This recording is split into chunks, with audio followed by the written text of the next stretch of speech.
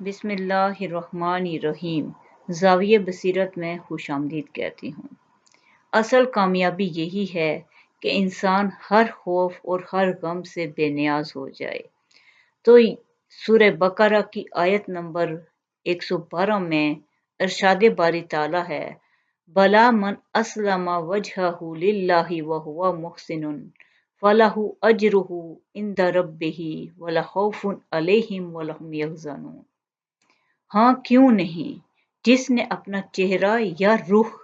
اللہ کے لیے جھکا دیا اور وہ نیکی کرنے والا بھی ہو تو اس کا اجر اس کے رب کے پاس ہے،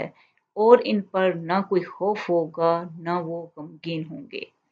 یعنی خوف اور غمگین سے وہی لوگ بچیں گے جو اپنا رخ یا چہرہ اللہ کے لیے جھکا دیں، فرما برداری کے کام کریں۔ جتنا انسان اللہ کی فرما برداری میں آ جائے گا اور جو نیکی بھی ساتھ کرنے والا ہوگا، کیونکہ اللہ تعالیٰ کی فرما برداری میں کرنے کے بعد انسان کسی برے کام کی طرف تو جا ہی نہیں سکتا، وہ ہمیشہ نیکی کے کاموں کی طرف ہی جائے گا، کیونکہ اللہ کی رضا کے لیے کون غلط کام تو نہیں ہوں گے نا، نیکی ہوگی۔ تو جو نیکی کرنے والا ہوگا تو پھر اس کا اجر اس کے رب کے پاس ہے، کیونکہ نیکی کا اجر ہمیشہ، اچھے کام کا اجر ہمیشہ اچھا ہی ہوتا ہے، اور جس کو اچھی چیز مل رہی ہو اس کو کیا خوف ہو سکتا ہے اور کیا غم اس کو لاحق ہو سکتا ہے۔ تو جو اپنا اللہ تعالیٰ کی فرما برداری میں اپنا آپ دے دے تو اس کو نہ کوئی خوف ہو سکتا ہے اور نہ کوئی غم ہو سکتا ہے۔ ایسے ہی لوگ اصل کامیاب ہوتے ہیں۔ اسی طرح سورہ بقرہ آیت نمبر 153 میں ارشاد باری تعالیٰ ہے، یا ایہا الذین آمنوا استعینوا بالصبر والصلاۃ ان اللہ مع الصابرین۔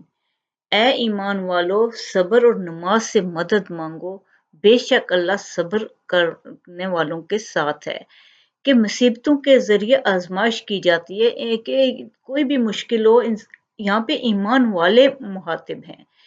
کیونکہ جب انسان ایمان لے آتا ہے تو وہ حق پہ ہوتا ہے۔ جب انسان حق پہ ہوتا ہے اور مشکلات آتی ہیں تب ان کو تلقین کی جا رہی ہے کہ صبر اور نماز سے مدد لو، کہ یہ دونوں چیزیں تمہیں مدد کریں گی، کیونکہ جب انسان اللہ کے آگے جھک جاتا ہے اور اسے معلوم ہے کہ اللہ کے ہر کام میں حکمت ہوتی ہے،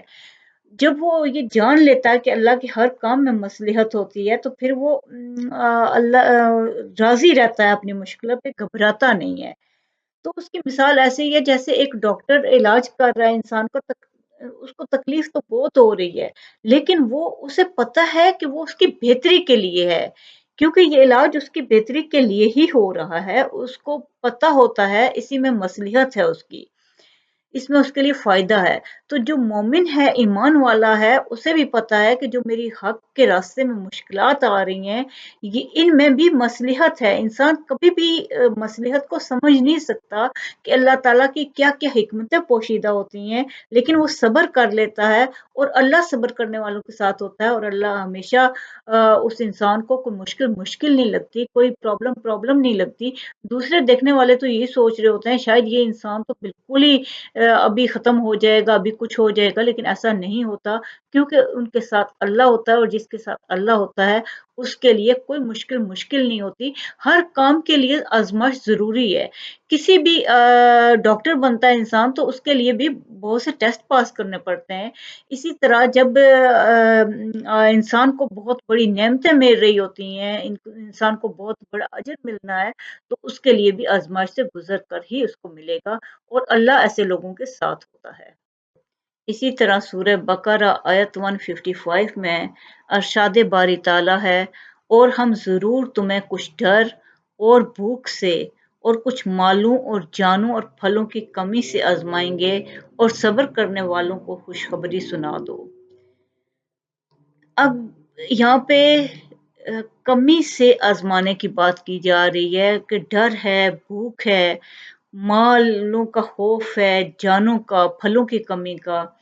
تو جو انسان ان سارے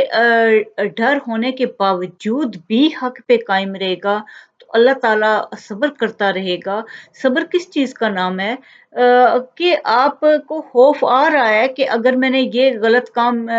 جو ہے حق پہ رہا تو یہاں پہ میرے یہ کمی بھی آ جائے گی، یہ کمی بھی ہو جائے گی، اس طرح سے بھی میری خرابی کا اندیشہ ہے۔ آپ کو یہ اندیشے تنگ کریں گے۔ انسان رشوت نہیں لے رہا اور اس کو یہ ہو رہا ہے کہ میرے خرچے پورے نہیں ہوں گے، میری ضروریات زندگی میں کمی آ جائے گی، تو یہ جو ان چیزوں کے ہونے کے باوجود اس طرح کے سارے اندیشوں کے پھر بھی وہ حق پہ قائم رہتا ہے، وہ غلط کام نہیں کرتا، تو ایسے انسانوں کے لیے اللہ کہہ رہے ہیں کہ ان کو خوشخبری سنا دو، کیونکہ انہوں نے حق پہ صبر کیا ہے۔ کوئی بھی آپ جب بھی انسان حق پہ قائم ہوتا ہے، اچھا کام کر رہا ہوتا ہے، اسے بہت سے خوف اور ڈر آ کے، اندیشے آ کے تنگ کرنے لگتے ہیں، تو جب انسان صبر کر لیتا ہے کہ میں نے نہیں غلط کام نہیں کرنا، میں نے اچھے کام کو ہی جاری رکھنا ہے، چاہے اس میں مجھے مشکلات پیش آ رہی ہیں، اس میں مجھے لگ رہا ہے کہ میں ناکام ہو جاؤں گا تو کوئی بات نہیں۔ یہ اندیشے اور خوف اللہ تعالیٰ کہہ رہے ہیں کہ صبر کرنے والوں کو اینڈ میں خوشخبری ہے کہ یہی لوگ کامیاب ہوں گے جو حق پر ہوں گے، چاہے ان کی جتنی بڑی مشکلیں آئیں گی، جتنی بڑی تکالیف آئیں گی، ہر قسم کی آئیں گی، لیکن اللہ تعالیٰ کیا کہہ رہے ہیں کہ خوشخبری کنہیں کے لیے، انہی کے لیے ہے جن کو میں آزما رہا ہوں، کیونکہ دیکھیں اللہ تعالیٰ ایسے تو آگے